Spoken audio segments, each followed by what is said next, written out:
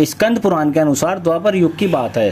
तब मथुरा में उग्रसेन नाम के एक प्रतापी राजा हुआ करते थे, लेकिन स्वभाव से सीधे साधे होने के कारण उनके पुत्र कंस ने ही उनका राज्य हड़प लिया और स्वयं मथुरा का राजा बन बैठा। कंस की एक बहन थी जिसका नाम देवकी था। कंस उनसे बहुत प्रेम करता था। देवकी का विवाह वसुदेव से तय हुआ तो विवाह संपन्न होने के बाद कंस स्वयं ही रथ को हाँकते हुए बहन को ससुराल छोड़ने के लिए रवाना हुए। जब वह बहन को छोड़ने के लिए जा रहे थे, तभी एक आकाशवाणी हुई कि देवकी और वसुदेव की 8वीं संतान कंस की मृत्यु का कारण बनेगी।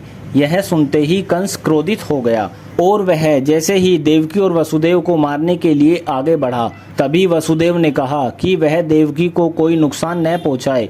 वह स्वयं ही देवकी की 8वीं संतान को कंस को सौंप देंगे। उसके बाद कंस ने वसुदेव और देवकी को मारने की बजाय कारागार में डाल दिया। कारागार में ही देवकी ने 7 संतानों को जन्म दिया और कंस ने सभी को एक एक करके मौत के घाट उतार दिया। उसके बाद जैसे ही देवकी फिर से गर्भवती हुई, तभी कंस ने कारागार का पहरा और भी कड़ा कर दिया। तब भाद्रपद माह के कृष्ण पक्ष की अष्टमी को रोहिणी नक्षत्र में कन्हैया का जन्म हुआ। तभी श्री विष्णु ने वसुदेव को दर्शन देकर कहा कि वह स्वयं ही उनके पुत्र के रूप में जन्मे हैं।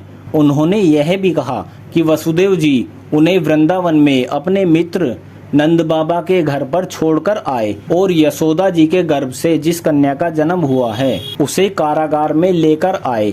यशोदा जी के गर्भ से जन्मी कन्या कोई और नहीं बल्कि स्वयं माया थी। यह सब कुछ सुनने के बाद वसुदेव जी ने वैसा ही किया। स्कंद पुराण के मुताबिक जब कंस को देवकी की 8वीं संतान के बारे में पता चला तो वह कारागार पहुंचा। वहां उसने देखा कि 8वीं संतान तो कन्या है, फिर भी वह उसे जमीन पर पटकने ही लगा कि तभी माया रूपी कन्या आसमान में पहुंचकर बोली, अरे मूर्ख, मुझे मारने से कुछ नहीं होगा। तेरा काल तो पहले से ही वृंदावन पहुंच चुका है और वह जल्दी ही तेरा अंत करेगा। उसके बाद कंस ने वृंदावन में जन्मे नवजातों का पता लगाया। जब यशोदा के लाला का पता चला तो उसे मारने के लिए कई प्रयास किए, कई राक्षसों को भी भेजा, लेकिन कोई भी उस बालक का बाल भी बांका नहीं कर पाया। तो कंस को यह एहसास हो गया कि नंद बाबा का बालक ही वसुदेव देवकी की 8वीं संतान है। कृष्ण ने युवावस्था में कंस का अंत किया।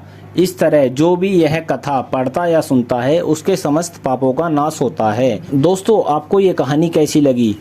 कहानी अच्छी लगी हो तो वीडियो को लाइक कीजिएगा, चैनल को सब्सक्राइब कीजिएगा और अपने दोस्तों में भी शेयर कीजिएगा। मिलते हैं अगली कहानी में।